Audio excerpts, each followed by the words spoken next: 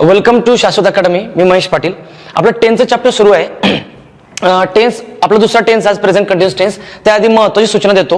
ह्या व्हिडिओपासून पुढे आपण जे व्ह्यूज अलॉट केले होते प्रत्येकाला 6 व्ह्यू 7 व्ह्यू, तर बऱ्याचशा विद्यार्थ्यांनी त्यांच्या मित्रांना शेअर केलं असल्यामुळे त्यांचे व्ह्यूज एक्झॉस्ट झाले, किंवा काही विद्यार्थ्यांचा प्रॉब्लेम असा गावाकडे इंटरनेट नसल्यामुळे ते बॅक येतात आणि त्यामुळे ते व्ह्यूज एक्झॉस्ट होतात.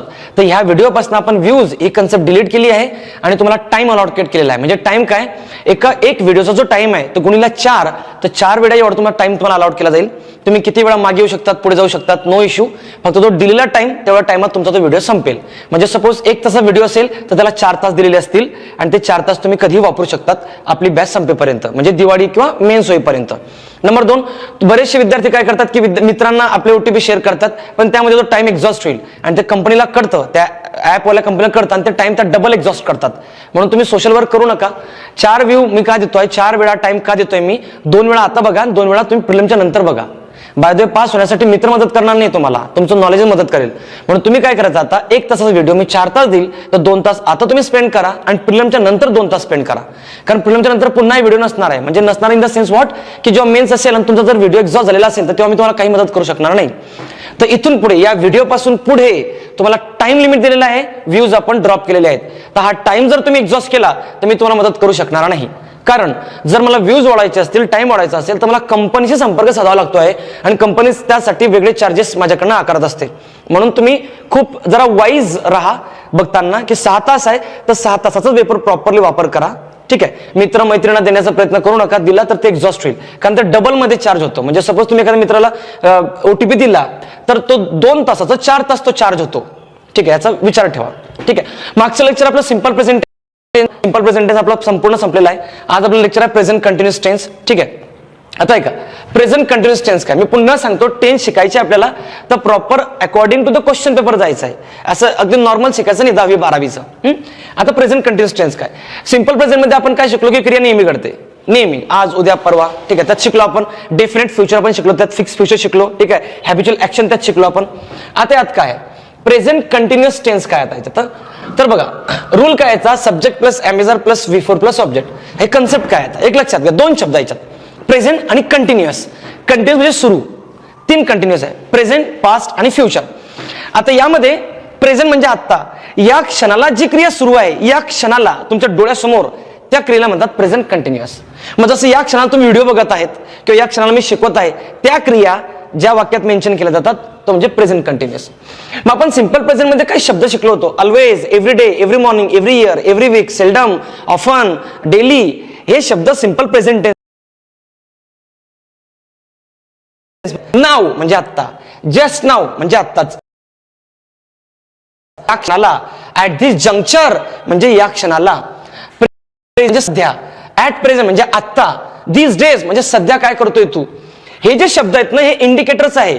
मग आता आपण जेव्हा 12 टेन्स शिकू ना, त्या 12 टेन्स मध्ये असे शब्द आहेत, प्रत्येक टेन्स मध्ये शब्द आहेत की ते तुम्हाला इंडिकेट करतात की हा टेन्स कुठला आहे. म्हणजे एखादी क्रिया आहे ती कधी झाली आहे, आता, काल, परवा, उद्या.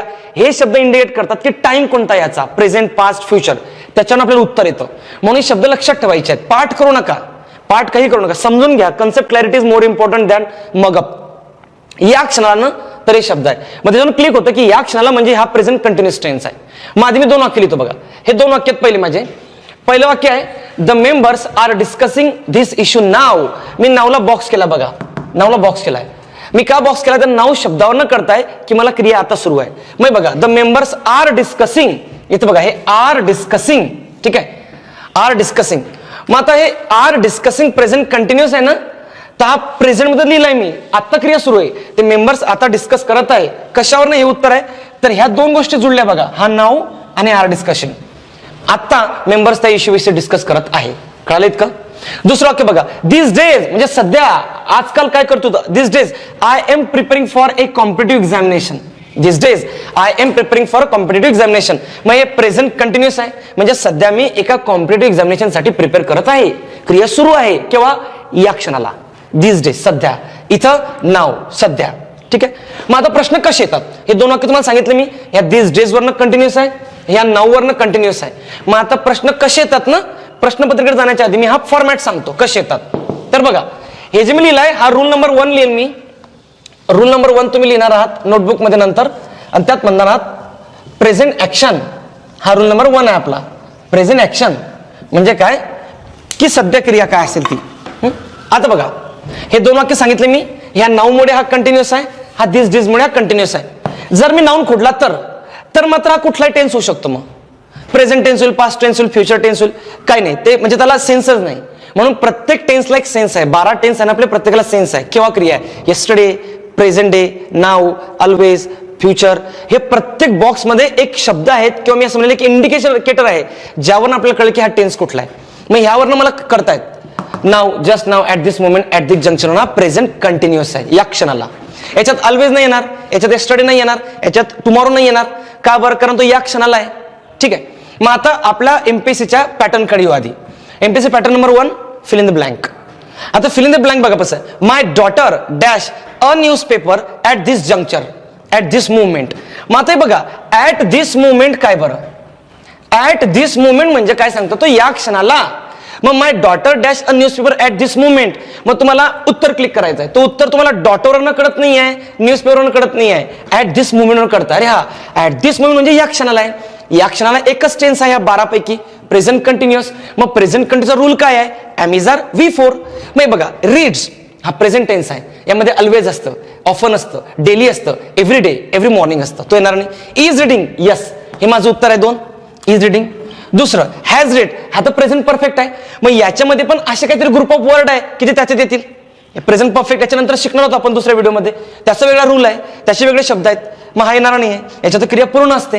हे बघा वॉज रीडिंग हा पास्ट कंटिन्युअस आहे. हे बरोबर राहिलं असतं जर इथे येस्टरडे असतं तर, लास्ट मंथ असतं, लास्ट इयर, 1992. जर हे पास्ट वाला असतं ते उत्तर राहिलं असतं की मी 2012ला पेपर वाचत होतो, काल संध्याकाळी पेपर वाचत होतो, त्यामुळे याचा उल्लेखच नाहीये म्हणून माझं 2 उत्तर आहे.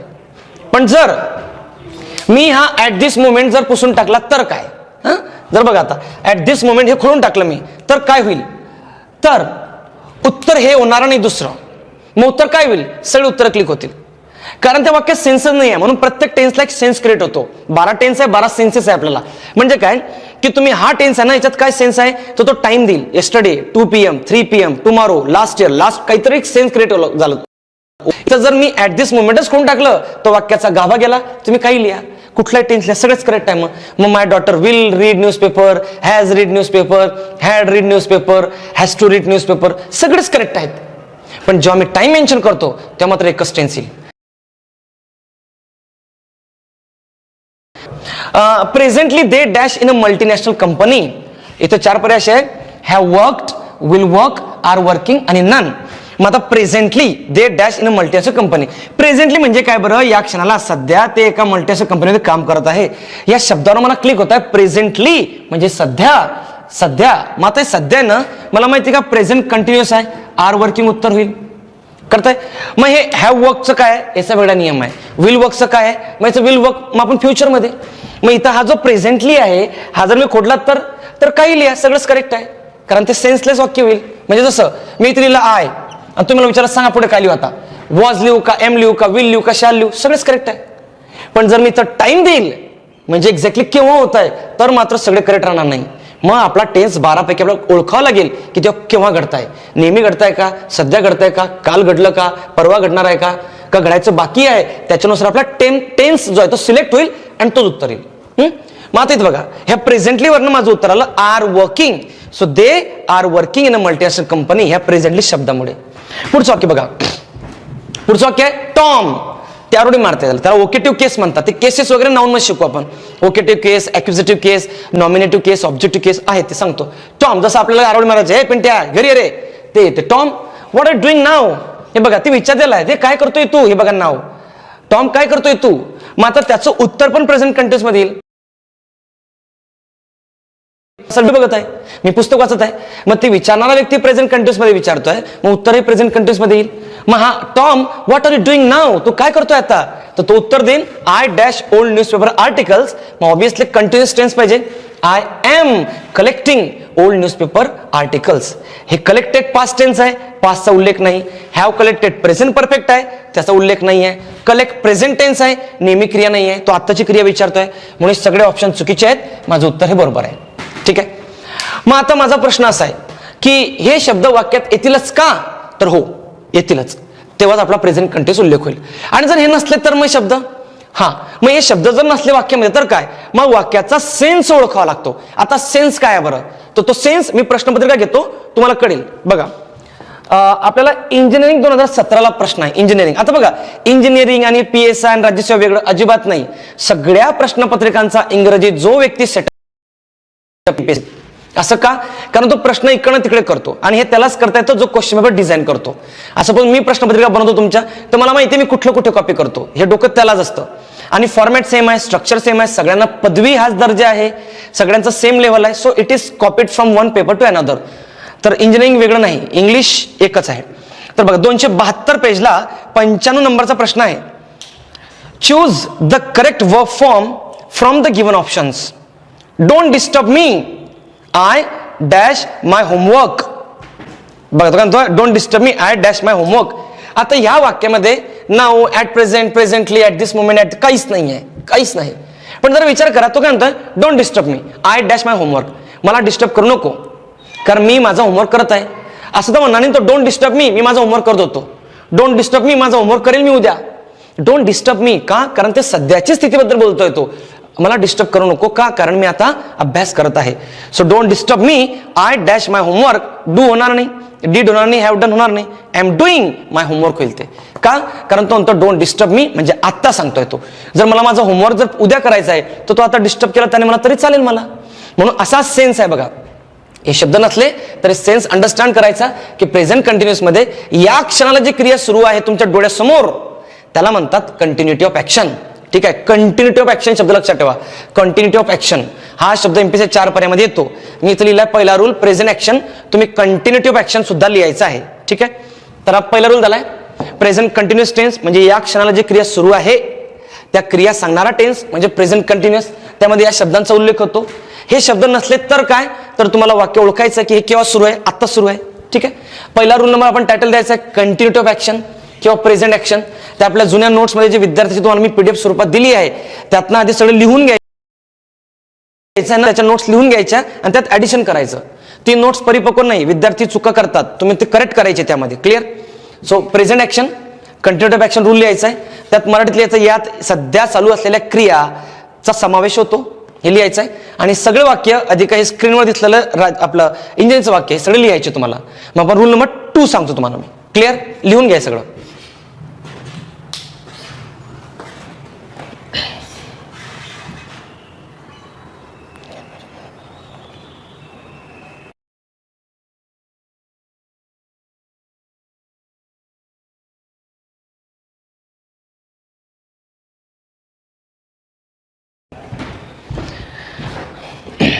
आता बघा रूल नंबर 2 आहे आपला. आता दुसरा रूल आहे प्रेझेंट कंटिन्युअस टेन्स मधला.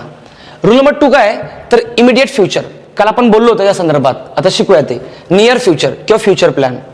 आता एक लक्षात घ्या, भविष्यातली घटना जर फिक्स असेल कधी घडणार आहे तर आपण त्याला म्हणतो फिक्स फ्युचर. ते प्रेझेंट टेन्स मध्ये लिहिलं आपण कालच्या लेक्चर. नियर फ्युचर काय आहे, नियर फ्युचर. आता नियर फ्युचर कसं तर बघा, कमिंग सून असतं ना, coming soon, the movie is coming soon, लवकरच येत आहे. तर प्रेझेंट कंटिन्युअस टेन्स मध्ये सुद्धा भविष्यातली क्रिया दर्शवली जाते, पण ते कुठली अगदी नियर असेल तर. जसं आपण एखाद्याला पैसे दिले आणि तो कसं सांगतो देतो रे, लवकरच देतो. लवकर देतो म्हणजे असं सांगतो की लगेच आज देणार आहे, तो देतो तो नंतर म्हणजे देतच नाही तो ऍक्च्युली, पण तो सांगतो लवकरच. किंवा फॉर एक्झाम्पल आपण म्हणतो ना की MPSC ऍड कधी येणार आहे, तर काही पॉझिटिव्ह लोक लवकरच येणार आहे, लवकरच येते, तुम्ही अभ्यास करत राहा, याला म्हणतात नियर फ्युचर. थोडक्यात काय, प्रेझेंट कंटिन्युअस टेन्स मध्ये एखादं वाक्य लिहिलं आहे आणि ते भविष्यात घडणार आहे तर त्याला म्हणतात इमिडिएट फ्युचर किंवा नियर फ्युचर किंवा फ्युचर प्लॅन, हे लक्षात ठेवायचं. आणि जर प्रेझेंट टेन्स मध्ये लिहिलं तर त्याला म्हणतात फिक्स फ्युचर. आता एक काम करा, मी 3 वाक्य लिहिले इथं या बॉक्समध्ये समजण्यासाठी. माय मदर, आज रात्री आहे. My mother is cooking noodles now, आत्ता आहे. My mother is cooking noodles tonight, आज रात्री आहे. आता आपण एक काम करू, पहिलं वाक्य आणि तिसऱ्या वाक्यामध्ये फरक समजून घे. पहिलं वाक्य आणि तिसरं वाक्य. पहिलं जे वाक्य ना ते मी प्रेझेंट टेन्स मध्ये लिहिलं आहे आणि तिसरं जे वाक्य ना ते मी प्रेझेंट कंटिन्युअस मध्ये लिहिलं आहे. फरक काय दोघांमध्ये तर ऐका, हा सिंपल प्रेझेंट टेन्स आणि प्रेझेंट कंटिन्युअस टेन्स आहे. दोन्ही वाक्यांमध्ये माझी आई जे कुक करणार आहे नूडल्स ते आज रात्रीच आहे. पण जर सिंपल प्रेझेंट टेन्स मध्ये तुम्ही भविष्यातली क्रिया लिहिली की ते भविष्यात होणार आहे तर त्याला म्हणतात फिक्स फ्युचर, डेफिनेट फ्युचर. पण जर तुम्ही कंटिन्युअस टेन्स मध्ये लिहिली तर त्याला म्हणतात नियर फ्युचर, इमिडिएट फ्युचर. असं का बरं? 2 वाक्य म्हणतो, माझी आई आज रात्री नूडल बनवणार आहे. हे फ्युचरच आहे पण जरा लांब गेलं. दुसरं वाक्य, माझी आई आज रात्री नूडल बनवत आहे. वाक्य तेच आहे पण अर्थ कसा होतो, प्रेझेंट कंटिन्युअस मध्ये भविष्य जवळ असतं. जसं मी तुम्हाला सांगतो की मी तुमची टेस्ट सोमवारी घेणार आहे, आता जरा लांब गेलं. दुसरं, तुमची टेस्ट मी आता सोमवारी घेत आहे, हे जरा जवळ आलं. तर कंटिन्युअस टेन्स मध्ये लिहिलं जाणार जे फ्युचर असतं त्याला near future, immediate future, future plan, future action.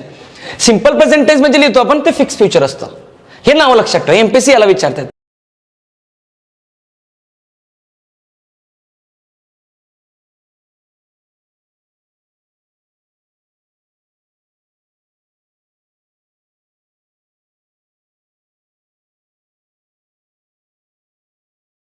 राज्याचा 17वा प्रश्न आहे, एसटीला प्रश्न घेऊ प्रश्न आपण. आणि जे मधलं वाक्य आहे, my mother is cooking noodles नाव. नाव म्हणजे केव्हा, आत्ता. हे आत्ता सुरू आहे, प्रेझेंट कंटिन्युटी ऍक्शन आहे. आता माझी आई नूडल बनवत आहे, यामध्ये आज रात्री बनवणार आहे, आज रात्री बनवत आहे, हे जवळचं, एकदम जवळचं आहे. तर प्रेझेंट कंटिन्युअस टेन्सचं वाक्य सुद्धा भविष्य दर्शवतं, त्या भविष्याला म्हणतात इमिडिएट फ्युचर किंवा नियर फ्युचर. आता बघा, we are shifting to our new house next week. Next week, मग आता हे प्रेझेंट टेन्स मध्ये पण लिहिलं जाईल का? हो, लिहिलं जाईल. त्याला म्हणू आपण फिक्स फ्युचर. मग फक्त बोलण्यामध्ये फरक आहे. पुढच्या हप्त्यात आम्ही जाऊ नवीन घरामध्ये, हे जरा लांब गेलं. दुसरं, आम्ही आता पुढच्या हप्त्यात जात आहोत आमच्या नवीन घरात, हे जवळ आलं. तेच वाक्य मी कंटिन्युअस मध्ये लिहिलं तर नियर फ्युचरचं होतं. सिंपल प्रेझेंट टेन्स मध्ये लिहिलं तर फिक्स फ्युचर होतं. क्लिअर एवढं?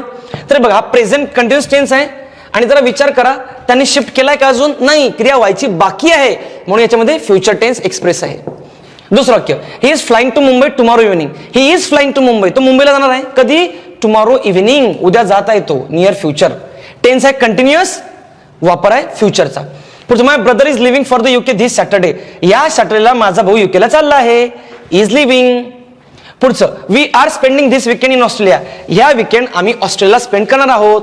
म्हणजे ह्या इन ऑस्ट्रेलिया धिस वीकेंड, हा वीकेंड आम्ही ऑस्ट्रेलियात स्पेंड करणार आहोत. या सगळ्या क्रिया भविष्यात होत आहेत, कंटिन्युअस मध्ये लिहिल्यात, याला म्हणतात नियर फ्युचर. कळालं का? मी 5 वाक्य लिहितो जे एसटी 2014चं वाक्य आहे की शी इज बिंग. हे बघा, आपण बेसिक मध्ये शिकलो होतो being. She is being sent to Germany. जर्मनीला तिला पाठवलं जात आहे पुढील शिक्षणासाठी. For her further education, further studies, तिच्या पुढच्या शिक्षणासाठी तिला जर्मनीला पाठवलं जात आहे. मग आता पॅसिव्ह वॉइस आहे बघा. पॅसिव्ह तुम्हाला बेसिक माहिती असेल तर व्हिडिओ पुन्हा बघा, ठीक आहे? तुम्ही व्हिडिओचे व्ह्यूज राखून ठेवा, म्हणजे तो तास जे दिलाय मी राखून ठेवा. नाही कळालं तर मागचं पुन्हा एकदा बघा तुम्ही, ठीक आहे? She is being sent to Germany for her further studies. हे पॅसिव्ह आहे, तिला पाठवलं जात आहे, ती पाठवत नाहीये. पॅसिव्ह, तिला जर्मनीला पाठवलं जात आहे पुढच्या शिक्षणासाठी. तिला पाठवलं जात आहे पण ती गेली नाही ना अजून जर्मनीला. She is being sent to Germany for further studies, तिला जर्मनीला पाठवलं जात आहे म्हणजे क्रिया सुरूच आहे, अजून ती जर्मनीला पोहोचेल आणि पुढचं शिक्षण घेईल. म्हणजे लिहिलाय मी प्रेझेंट कंटिन्युअस टेन्स मध्ये, यातली क्रिया होणार भविष्यामध्ये. याला काय म्हणतात? Near future, immediate future. Clear एवढं? तर प्रेझेंट कंटिन्युअस मध्ये सुद्धा भविष्याची वाक्य लिहिली जातात, ते नियरचे असतात आणि ते एमपीएससी अशी आलेली आहेत सगळे वाक्य, ठीक आहे? हे तुम्हाला अंडरस्टँडिंगसाठी आहे. हे वाक्य आपल्याला हे जुन्या काळात आलेले आहेत, नवीन काळातले बघू. आता आपण एसटीएस 16ला, एसटीएस 16 म्हणजे पेज नंबर 100, त्यातील 72 नंबरचा प्रश्न, 72 नंबरचा क्वेश्चन आहे. Which one of the following sentences expresses a planned action in near future? Planned, planned म्हणजे तुमचं planned action in near future. नवीन म्हणजे नियर फ्युचर मध्ये कुठली प्लॅन ऍक्शन आहे? जशी बघा, हे पण प्लॅन केली आहे नेक्स्ट वीक, हे पण प्लॅन केली आहे इव्हनिंग, दिस सॅटर्डे, वीकेंड, हे पण प्लॅन केलं आहे नियर फ्युचर साठी. मग आता नियर फ्युचर कुठलं? पहिलं, we shall play the match in half an hour. We shall be playing the match in half an hour. We are playing the match in half an hour. We will play the match in half an hour. आता सगळ्या वाक्यांमध्ये जर बघितलं, पहिला जो आहे तो आहे सिंपल फ्युचर टेन्स, दुसरा आहे फ्युचर कंटिन्युअस टेन्स, चौथा आहे सिंपल फ्युचर टेन्स, तिसरा आहे प्रेझेंट कंटिन्युअस. आता याच्यातलं कुठली क्रिया आहे की जी भविष्यात होणार आहे? सगळ्या क्रिया आहेत. पहिल्यात भविष्यात होणार आहे, दुसऱ्यात भविष्यात होत असेल, तिसऱ्यात भविष्यात होणार आहे आणि चौथ्यात भविष्यात होणार आहे. तर एक लक्षात घ्या, जे फ्युचरचे वाक्य असतात ना, विल शॅलची, हे भविष्य दर्शवतो पण हे लांबचं सांगतात. लांबचं, I will help you on Monday, मी तुला मंडेला मदत करेल. या बोलण्यामध्ये काय असतो भाव की मंडेला भेटू आपण, मंडेला बघू, म्हणजे लांबचं गेलं हे. पण जे कंटिन्युअस वाला असतं ना, ते नियर वालं फ्युचर असतं. म्हणजे आम्ही आता लगेच अर्धा तास इथे खेळत आहोत, म्हणून माझं कंटिन्युअस टेन्स वाक्य नियर फ्युचर दर्शवतो, म्हणून माझं उत्तर येईल 3. क्लिअर? आता पुढचा प्रश्न बघू आपण असिस्टंट 2016चा 130 पेज नंबरला जाऊ आपण. 130 पेज नंबरला क्वेश्चन नंबर आहे 61. इंटरेस्टिंग क्वेश्चन बघा, पॅटर्न बघा काय म्हणतोय तो. दोनदा प्रश्न वाचावा लागणार आहे तुम्हाला. Identify the tense form and time express in the following sentence. मी म्हटलं दोनदा, पुन्हा वाचू आपण. आयडेंटिफाय द टेन्स फॉर्म, बघा समजून घ्या आधी. Identify the tense form, tense ओळखा, and the time express in the following sentence. आधी टेन्स ओळखा आणि त्यांच्यात टाइम कुठला एक्सप्रेस केलाय. टेन्स किती आपले 12 टेन्स आहे. टाइम किती 3 आहे. प्रेझेंट, पास्ट आणि फ्युचर 3च टाइम असतात. सांगितलंय मी, टेन्स आणि टाइम एकच कन्सेप्ट आहे ती. आधी टेन्स ओळखा आणि त्यात टाइम काय एक्सप्रेस केलाय तो ओळखा. मग आपल्याला काय करायचं, दोन गोष्टी ओळखायच्या. आधी दोन्ही वाक्यांचे टेन्स आणि दोन्ही वाक्यांतला टाइम. पहिलं वाक्य, when is your father taking you to the zoo. Is नंतर टेकिंग आहे म्हणजे हा प्रेझेंट कंटिन्युअस टेन्स आहे. दुसरा, a friend of ours is going to stay with us in November, म्हणजे आमचा एक मित्र तो नोव्हेंबरला राहायला येणार आहे. इज गोइंग टू, इज पुन्हा प्रेझेंट कंटिन्युअस टेन्स आहे. तर पहिली गोष्ट, पहिल्या प्रश्नाचं उत्तर आहे प्रेझेंट कंटिन्युअस टेन्स. म्हणजे माझं पहिलं प्रेझेंट उत्तर पाहिजे, कारण दोन्ही वाक्य प्रेझेंट कंटिन्युअस टेन्सचे आहेत. दुसरं, आता टाइम कुठला एक्सप्रेस आहे. आपण एक काम करू, पहिल्या वाक्याचा टाइम बघू. When is your father taking you to the zoo. तुझे पप्पा तुला झूला कधी नेत आहेत, म्हणजे याचा अर्थ त्याला झूला नेलं नाहीये. तो सांगितलं उद्या नेतील मला पप्पा, संध्याकाळी नेतील, पुढच्या वर्षी नेतील, म्हणजे क्रिया व्हायची बाकी आहे, म्हणजे फ्युचर आहे टाइम. दुसरं, a friend of ours is going to stay with us in November. आमचा एक मित्र आहे तो नोव्हेंबरला आमच्यावर राहायला येत आहे. नोव्हेंबर आलाय का अजून नाही, तो नोव्हेंबरला येतो आहे, म्हणजे यातही क्रिया भविष्यात होणार आहे. लिहिल्यात दोन्ही वाक्य प्रेझेंट कंटिन्युअस टेन्स मध्ये, प्रेझेंट कंटिन्युअस टेन्स मध्ये लिहिले हे, पण त्यातली क्रिया भविष्यात होणार आहे, म्हणून याचा टाइम आहे फ्युचर. म्हणून माझं उत्तर येईल प्रेझेंट कंटिन्युअस टेन्स आणि टाइम आहे फ्युचर, म्हणून उत्तर आहे 3. बघा स्वरूप बघा एमपीसीचं काय येतं. क्लिअर एवढं. तर अशा प्रकारचे प्रश्न येतात. राज्यसेवात 17चा प्रश्न घेऊ आपण, त्यात तुम्ही लिहून घ्यायचा आहे, मग आपण 17चा प्रश्न घेऊ. ठीक आहे. टायटल द्यायचं तुम्ही 2 number, immediate future, near future. मराठीत लिहायचं स्पष्ट. हा बॉक्स अधिक आहे वाक्य, अधिक आहे 2 वाक्य लिहून घ्या.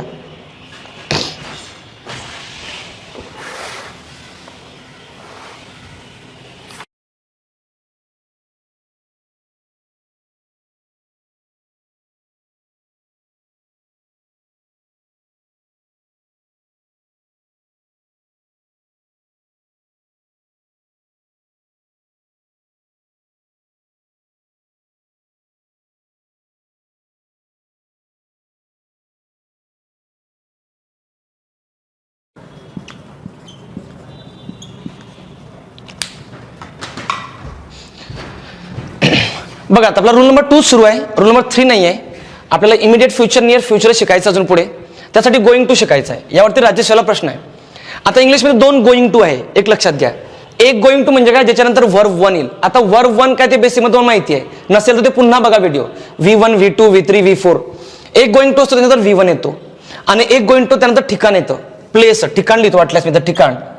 तर एक गोइंग टू म्हणजे काय, मी जात आहे एका ठिकाणी, आणि एक गोइंग टू म्हणजे काय, क्रिया लवकरच करणार आहे. आता कसं ओळखायचं, जर गोइंग टू नंतर वर्ब आला V1 तर ते क्रिया V1 ची लवकरच करणार आहे, आणि जर गोइंग टू नंतर ठिकाण आलं तर तिथे मी जात आहे, म्हणजे असं पायाने चालत आहे. तर बघा एक लक्षात ठेवा, इंग्लिशमध्ये कायमस्वरूपी लक्षात ठेवा ज्या गोष्टी मी बेसिकमध्ये सांगितलं होतं की हॅव हॅज दॅट नंतर V3 येतं, डू डज डिड नंतर V1 येतं, ते डोक्यात फिक्स पाहिजे. मेन म्हणजे 4 फॉर्म आहेत ते आयुष्यभर लक्षात ठेवा, एमपीसीच्या पलीकडे. तसं एक लक्षात ठेवा, टू नंतर इंग्लिशमध्ये V1 येतो. I want to go, I decided to marry her, he refused to start this XYZ business. To नंतर V1 येतो आणि टू बी नंतर V3 येतं. ते बघा टू बी कंटिन्यूड, ते एखादे मूवी किंवा सिरियल संपल्यानंतर to be continued, to be given, to be accepted, to be rejected, to be allowed, to be recommended. To be नंतर V3 आणि टू नंतर V1 येतो, हे लक्षात ठेवा. आता इकडे आता गोइंग टू नंतर जर V1 आला तर हा V1 ही क्रिया लवकरच करणार आहे, केली नाहीये, लवकरच करणार आहे, म्हणजे नियर फ्युचर. आणि बघा आय एम गोइंग टू, ठिकाणाला मी तिथे चाललो आहे पण गेलो नाही ना अजून, पोहोचतो नाही, तिथे चाललो आहे, मी पुण्याला चाललो आहे पण पोहोचलोय का नाही, पुणे यायचं आहे, मी तिथं पोहोचायचं आहे. तर गोइंग टू नंतर V1 आलं हे वाक्य असतं इमिडिएट फ्युचरचं, गोइंग टू नंतर ठिकाण आलं हे वाक्य असतं इमिडिएट फ्युचरचं. फक्त गोइंग टू नंतर जेव्हा V1 येतो तेव्हा त्याच्यामध्ये पायानं चाललो असा अर्थ होत नाही. I am going to start new batch, मी नवीन बॅच लवकर सुरू करणार आहे. I am going to buy few books, मी लवकरच नवीन पुस्तकं विकत घेणार आहे. I am going to quit this job, मी लवकरच जॉब सोडणार आहे, असा त्याचा अर्थ होतो. रायटिंगसाठी लक्षात ठेवा एक कन्स्ट्रक्शन एक. नाही बघा पहिलं वाक्य केलेलं मी, I am going to resign the job. आता ह्या गोइंग टू नंतर रिझाईन हा V1 आहे, वर्ब 1 आहे, ठिकाण नाही आहे America, France, Japan, India, temple. ठिकाण नाही आहे, मग मी करणार I am going to resign the job. म्हणजे काय, मी लवकरच माझा जॉबला रिझाईन देणार आहे, लवकरच देणार आहे, क्रिया करणार आहे, जाणार आहे नाही. मग लवकर मी रिझाईन करणार आहे म्हणजे हे नियर फ्युचर आहे. प्रेझेंट कंटिन्युअस टेन्स आणि वाक्य भविष्यातलं याला म्हणतात नियर फ्युचर. दुसरं, we are going to library now. आम्ही लायब्ररीत चाललो आहोत. हे आता ठिकाण आहे, आम्ही पायाने चाललो, आम्ही लायब्ररीत जात आहोत. लायब्ररीत अजून पोहोचणार आहे मी, फ्युचर आहे. तिसरं, she is going to start her own business. Start आता V1 आहे, स्टार्ट V1 आहे. ती लवकरच तिचा नवीन व्यवसाय सुरू करणार आहे. पुढचं, India is going to launch a new scheme for tribal welfare. Tribal लोकांच्या वेलफेअरसाठी लवकरच इंडिया लॉन्च करणार आहे, नवीन स्कीम लॉन्च करणार आहे, जाणार आहे कुठे. आणि जेन ही मुलीचं नाव आहे, is going to zoo tomorrow morning. ती उद्या झूला जाणार आहे. म्हणजे हे गोइंग टू जे वाक्य आहेत ना, हे कंटिन्युअस टेन्सचे आहेत. ह्या गोइंग टू नंतर दोन गोष्टी येतात, एक येतो V1 आणि एक येतो ठिकाण. हे दोन्ही गोष्टी फ्युचरमध्ये संबोधल्या जातात. क्लिअर एवढं.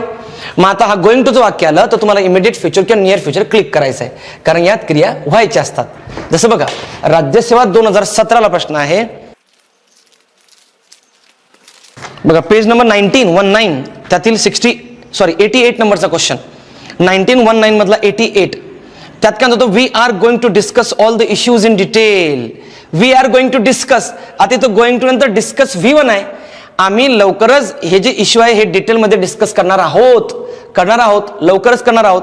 मग हे वाक्य असणार आहे, कुठलं असणार आहे, the underline expression in the sentence above reveals definite future, immediate future, remote future, possible future. आता डेफिनेट फ्युचरसाठी तर नाही आहे tomorrow, next day, next week, next year. आणि तो प्रेझेंट टेन्स पण नाही आहे, हा प्रेझेंट कंटिन्युअस आहे. मग याच्यामध्ये इमिडिएट फ्युचर उत्तर आहे. तिसरं, रिमोट फ्युचर असं काही नसतं. रिमोट फ्युचर वगैरे ते द्यावं लागतं, 4 पर्याय बनवतं म्हणून. पॉसिबल फ्युचर तसं काही नसतं, म्हणून उत्तर माझं इमिडिएट फ्युचर. तर आपल्या इमिडिएट फ्युचरमध्ये दुसरा प्रकार असा होता गोइंग टूचा, आणि गोइंग टूचे वाक्य जे असतात ते नियर फ्युचरचे असतात. तर तुम्ही सगळं लिहून घेणार आहात, प्लस हे वाक्य राज्यसेवा 17चं लिहिणार आहात. ठीक आहे.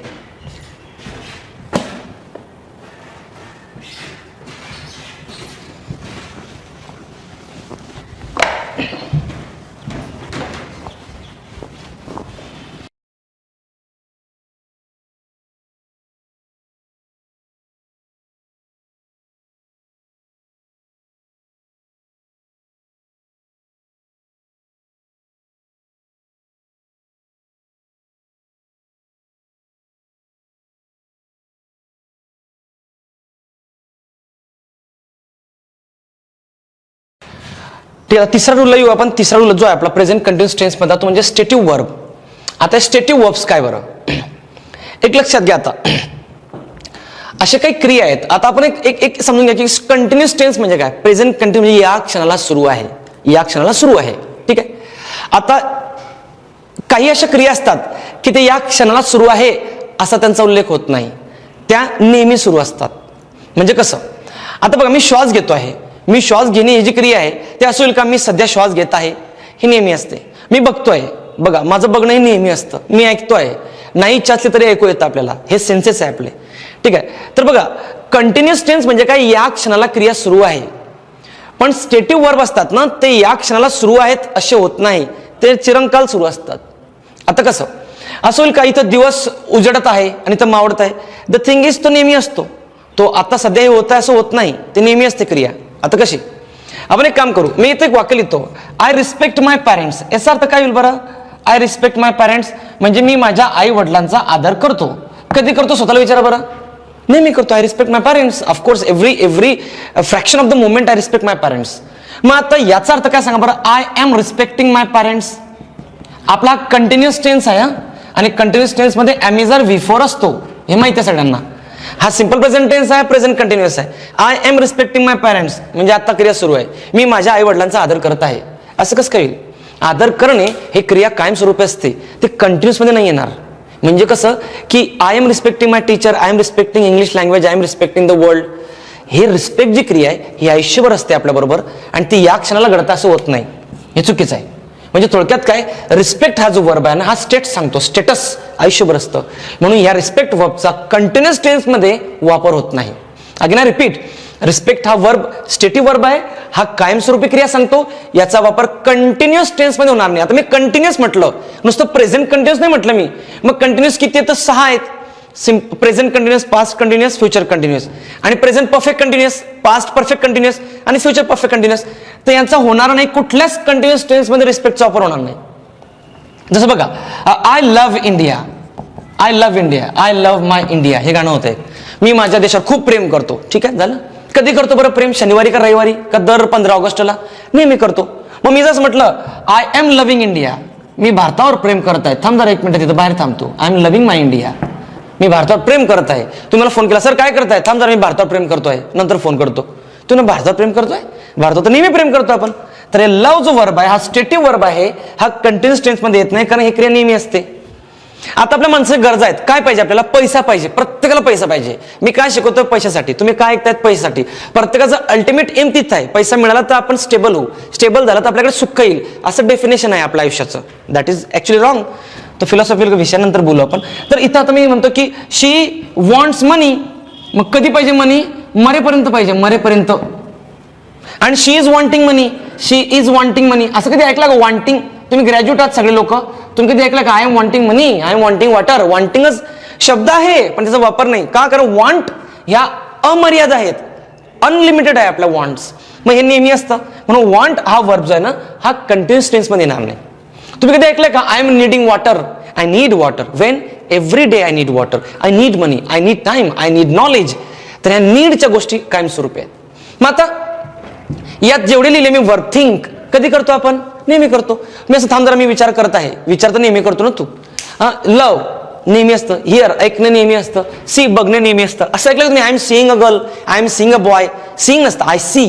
मग बघा विश, विश कधी असतं? ते नेहमी असतं, I wish to be a IAS officer, which did not happen in reality. Respect नेहमी असतं. बिलॉंग म्हणजे काय? च्याशी जुळले असतात. आता मी ओबीसी कॅटेगरी बिलॉंग करतो, मी SC कॅटेगरी बिलॉंग करतो, मी NT कॅटेगरी बिलॉंग करतो. कधी बिलॉंग करतो मी? आयुष्यभर. असं होईल का I am belonging to SC category? सध्या मी SC कॅटेगरीत आहे, उद्या काय ओबीसी, परवा NT आणि नंतर काय? तसं होत नाही. म्हणून थोडक्यात हे जे मी वर्ब लिहिले आहेत सगळे वर्ब, हे वर्ब स्टेटिव्ह वर्ब आहेत. अजून आहे भरपूर, मी फक्त इम्पॉर्टंट लिहायचे प्रश्न येतात. मग तुम्ही लॉजिक लावा. कुठली क्रिया? आता आंबा गोड लागतो, कधी लागतो? नेहमी लागतो. म्हणजे एखादी साखर गोड लागते, कारलं कडू लागतं, कधी? नेहमी लागतं ते. म्हणजे तुम्हाला मी आंबा दिला खायला, तुम्ही खातात, सर हे गोड लागत आहे, ते गोड लागतं ना. म्हणजे या क्रिया आयुष्यभर चालणार आहे. पाऊस वरतूनच खाली पडतो, खालून वरती जात नाही. म्हणजे ह्या क्रिया नेहमीच्या आहेत. हा नो मला माहिती बाबा पुणे कुठं आहे, असं नाही की मला सध्या माहित आहे, सध्या नाही, ते नेहमी माहिती असतं. अंडरस्टँड जर असेल, तुम्हाला हिंदी समजते? हिंदी, अगर मैंने हिंदी में कोई शब्द बोल दिए तो आपको समझ में आ रहा है, आप बोलेंगे हाँ सर मुझे समझ में आ रहा है. तो ये कब तक समझेगा तुम्हें हिंदी? जब तक आप जिंदा हो तब तक. That means you understand Hindi very well. You are not understanding Hindi, I am understanding Hindi. असं होत नाही. Understanding, seeming, recognising, agreeing, desiring, needing, wanting, tasting, considering, loving, respecting, wishing नाही होत. म्हणजे हे जे वर्ब आहे यांचा कंटिन्युअस टेन्स मध्ये वापर होत नाही, कारण यांच्या क्रिया कायमस्वरूपी असतात. मग यांचा कुठे वापर होतो? कुठल्याही टेन्स मध्ये वापर होतो. तुम्ही फक्त कंटिन्युअस टेन्स मध्ये वापर करू नका याचा. Any tense you can use. ठीक आहे, म्हणजे चुकीचं आहे कंटिन्युअस. म्हणजे थोडक्यात स्टेटिव्ह वर्बचा वापर कुठल्याही कंटिन्युअस टेन्स मध्ये होत नाही, कारण त्या क्रिया चिरंकाल असतात, नेहमी असतात, म्हणून त्यांना स्टेटिव्ह वर्ब म्हणतो. मग त्यावरती कसे वाक्य? तर बघा हे वाक्य लिहिलेत मी इथं. वाक्य क्रमांक 1, I am seeing a man outside. आता बघा हा माणूस बघतोय बाहेर आणि सीइंग म्हणतोय. I am seeing a man outside, मी माणसाला बघत आहे बाहेर. तसं नाही होते. त्याचे काय ना, हा मी बघतोय तो माणूस, I see a man outside. तर हे चुकीचं आहे. आय एम सीइंग हे चुकीचं आहे. मग त्याला कसं करेक्ट होणार? आय एम सीइंग नाही होणार, ते I see a man outside. मी बाहेर एका माणसाला बघतो आहे. I am doubting he will help you. मला डाऊट आहे की तो तुला मदत करेल. हे डाउटिंग नाही होत, हे डाऊटच होईल फक्त. I doubt that he will help you. Number next, he is wanting to see his headmaster. त्याला त्याच्या हेडमास्टरला भेटायचं आहे. सी म्हणजे बघणे नाही, इंग्लिशमध्ये आपण म्हणतो सी यू म्हणजे बघतो तुला, असं नाही, भेटू. तर ही इज वॉन्टिंग, आता ही इज वॉन्टिंग जे आहे ना ते होईल ही वॉन्ट्स. यस यस लागेल, कारण तिथं ही आहे. He wants to see his headmaster. We are having a big house to live in. बघा हॅव्हिंग म्हणजे काय? जवळच नाही. तुम्हाला सांगितलंय मी, जी गोष्ट जवळ आहे. आता मला एक भाऊ आहे, 2 भाऊ आहेत, तर मी असं म्हणणार का सध्या मला 2 भाऊ आहेत, मात्र नंतर 3-4 होतील का? तसं नाही. सध्या माझ्याकडे 2 नॉलेज आहे. जी गोष्ट माझ्याकडे कायमस्वरूपी पॉझिटिव्ह आहे, पोझिशन, ती नेहमी असते. मग हे काय होणार? हॅव्हिंग नाही होणार, वी आर हॅव्हिंग नाही होणार, we have a big house to live in. खूप छान मोठं घर आमच्याकडे. I am knowing him very well. I am knowing him, सध्या मला माहिती आहे तो, सध्या नाही, मला नेहमी माहिती आहे तो. आय नो हिम व्हेरी वेल. मी त्याला चांगला ओळखतो, नेहमी ओळखतो. शुक्रवार, शनिवार, गुरुवार, एकादशी, चतुर्थी, कधी ओळखतो मी त्याला. तर थोडक्यात seeing, doubting, wanting, needing, loving, liking असे शब्द होत नाहीत. याच्यावरती प्रश्न येतात का? हो, हे जे वाक्य जुन्या काळात 2011चं आहे, हे वाक्य 2011चं आहे, जुन्या काळात हे आले. नवीन काळात म्हणजे न्यू आता यस. STI 2018 प्रश्न आहे बघा, 123 पेजला प्रश्न आहे, प्रश्न क्रमांक 85. त्यातील पहिलं वाक्य बघा, 123 page number 85. I am not understanding this letter. I am not understanding होत आहे. I do not understand this letter. I do not understand this letter. I don't understand this letter. I don't understand your message. I don't understand this Patil sir's class. मला नाही कळत त्याचं. I am not understanding नव्हता. Not she is not understanding. He is not understanding. They are not understanding. I don't understand. What do you mean? असं म्हटलं जातं. I don't understand how these Netflix movies are going. I don't understand this. तर हे don't understand होईल. तर थोडक्यात या वर्बचं कुठल्याही कंटिन्युअस टेन्स म्हटलंय मी, नुसतं प्रेझेंट कंटिन्युअस नाही, कुठलाही कंटिन्युअस 6 कंटिन्युअस मध्ये यांचा वापर होत नाही. हे चुकीचे वाक्य आहेत, अशी वाक्य आपल्याला येऊ शकतात. हे सगळे वाक्य अधिक हे वर्ब आणि अधिक ह्या STI 18चा प्रश्न लिहून घ्या. इथं कंटिन्युअस टेन्स आपला संपलाय. प्रेझेंट कंटिन्युअस टेन्सचे तिन्ही रूल आपण घेतले आणि संपलाय प्रेझेंट कंटिन्युअस. आता याचे प्रश्न कसे काय, तर मी जे टेस्ट सिरीज घेईल टॉपिक वाईज आणि कॉम्प्रेहेन्सिव्ह, त्यात हे रिव्हिजन होईल. क्लिअर एवढं लिहून घ्या सगळं.